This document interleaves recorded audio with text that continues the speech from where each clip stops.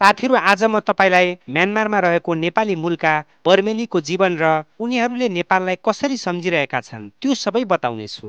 नेपाली भाषी बस्ने नेपालको मित्र देश म्यानमारको चर्चा गर्नेछु। योभन्दा पहिले यदि तपाईँ यो च्यानलमा पहिलो पटक आउनु भएको छ भने कृपया यस च्यानललाई लाइक, सेयर र सब्स्क्राइब गर्न नभुल्नुहोला। संसारको जुन कुनामा गए पनि आफ्नो देश र आमा सधैँभरि प्यारो हुन्छ भन्ने दृष्टान्त दिएका छन् म्यानमारमा बस्ने बर्मेली मूलका नेपालीले। भौतिक रूपमा म्यानमार भए पनि मन सधैँ नेपाली भएको बताउँछन् उनीहरू। आफू मर्नुभन्दा अघि नेपाल देखेर मर्न पाऊ भन्ने अभिलाषा राख्दछन्। आफ्नो पितृथलो र मातृथलोको माया कसलाई पो हुँदैन र दर्शकबिन। हो, आज म्यानमार राजनीतिक रूपमा फरक परिवेशबाट गुज्रिएको छ। त्यहाँ सैनिक शासन लागू हुँदा म्यानमारमा रहेका नेपालीहरूको हाल कस्तो छ भन्ने चिन्ता नेपालीहरूले पनि गरिराखेका हुन्छन्। यदि यो भिडियो म्यानमारका नेपालीसम्म पुगेको छ भने कृपया कस्तो अवस्थामा हुनुहुन्छ आफ्नो अवस्थाबारे कमेन्ट बक्समा लेख्न अवश्य नभुल्नुहोला। साथीहरू, म्यानमारलाई विशेषतः बर्माको नामले पनि चिनिने गर्दछ।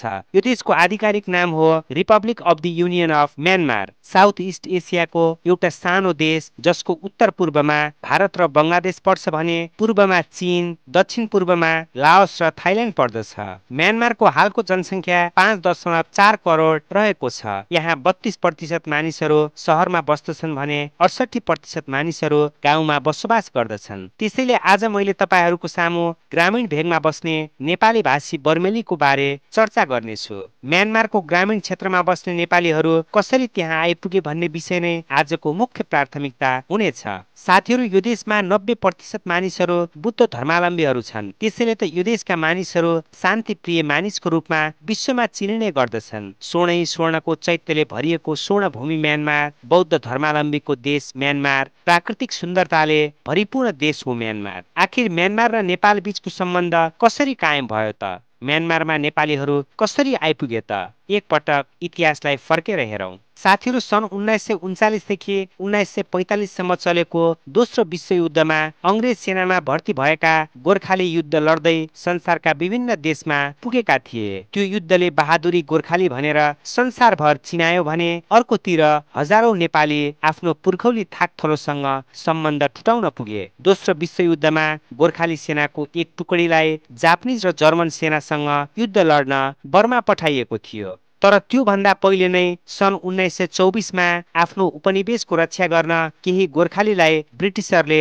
बर्मा पुर्याइसकेको थियो। त्यस बखतदेखि नै गाँसिएको थियो नेपाल र बर्मा बीचको सम्बन्ध। 20औं शताब्दीको परिवेशलाई हेर्दा धेरै जसो एसियाली मुलुक जस्तै त्यो बेला बर्मा पनि अंग्रेजको उपनिवेश बनेको थियो। दोस्रो विश्वयुद्धको क्रममा जापानिज सेनाले चुनौती दिएपछि अंग्रेजले उनीहरूको सामना गर्न गोर्खाली सैनिकलाई बर्मा पुर्याएको थियो। युद्ध सकिएपछि केही नेपाली नेपाल फर्किए भने अन्य बर्मामा नै बस्ने निधो गरे। सन् 1948 मा बर्मा स्वतन्त्र भयो। त्यसपछि नेपाली गोर्खाली त्यहाँको राष्ट्रिय सेनामा समावेश भए र बर्माको अखण्डता र सार्वभौमसत्ताको रक्षाका लागि सधैँ लडिराखे। साथीहरू, नेपाली मूलका बर्मेलीहरू आफ्नो पहिचान रक्षाको लागि निकै नै कठिन परिस्थितिको सामना गर्नु परेको इतिहास छ।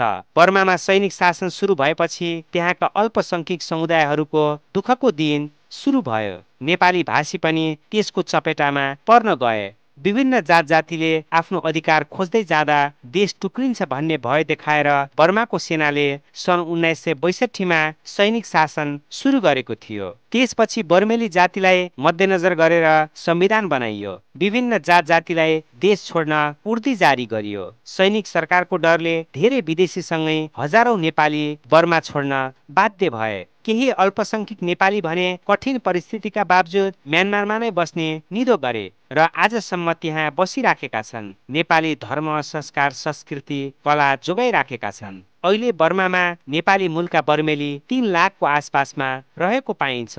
त्यहाँ रहेका बर्मेली नेपालीहरू नेपाली भाषा बोल्दछन्, नेपाली संस्कृतिमा रमाउँछन्, नेपाली चाड पर्वलाई औधी माया गर्दछन्। जस्तै तीजमा नाचगान, दशैंमा टीका, तिहारमा देउसी भैलो खेल्दछन्, कृष्ण जन्माष्टमी धुमधामसँग मनाउँदछन्। शरीर बर्मामा भए पनि मन सधैँ नेपालमा भएको बताउँछन्। समयले बुढो बनाए पनि, लट्ठी टेक्दै खोक्दै हिँडे पनि आफ्नो नेपालप्रतिको माया गाढा रहेको उनीहरू बताउँछन्। आफ्नो पितृथलो छाडे पनि नेपालसँगको साइनो कहिले पनि नटुटाउने बताउँछन् उनीहरू। भौतिक रूपमा बर्मा भए पनि नेपाली संस्कृति, भाषा, कला, साहित्यको जगेर्ना गर्दै आएका छन्। नेपालीपन मासिन नदिन आफ्नो समुदायमा नै बिहे गर्दछन्। अन्य मुलुकसँग वैवाहिक सम्बन्ध सित्ती गाँच्दैनन्। प्रायले बाबुआमाले खोजेको व्यक्तिसँग नै बिहे गर्दछन्। नयाँ पिढीले आफ्नो मातृभाषा नभुलुन् भनेर नेपालबाट शिक्षक बोलाएर नेपाली भाषा सिकाइन्छ।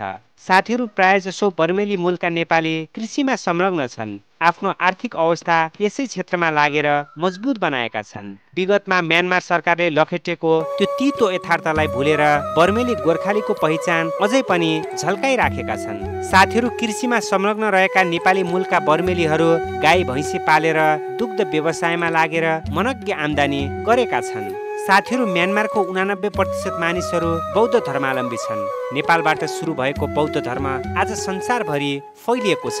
म्यानमारमा बौद्ध अनुयायी धेरै देख्न सकिन्छ। यहाँ तपाईँ हरेक ठाउँमा भगवान बुद्धको प्रतिमा देख्न सक्नुहुन्छ। ल साथीहरू, म्यानमारमा रहेका नेपालीहरू बारे बनाएको यो भिडियो तपाईलाई कस्तो लाग्यो? भिडियो मन परेको खण्डमा लाइक, शेयर र सब्स्क्राइब गर्न अवश्य नभुल्नुहोला। फेरि हामी अर्को भिडियो लिएर तपाईको सामु उपस्थित हुने नै छौँ। यतिन्जेल हेरेर साथ दिनुभएकोमा यहाँहरू सबैलाई धेरै धेरै धन्यवाद। धन चाहियो, धन्य कमाउनेले पठाइदिनु, बस्ने बस्नु, आनन्द मन्दिर जानु, ढोग्नु, बस्नु। किन नेपालको माया लाग्छ त यसरी? माया त लाग्छ नै, माया लागेर के गर्न? अब उमेर धेरै भयो, सकिँदैन हिँड्न, पाहाड यता उता हिँड्नु पर्छ।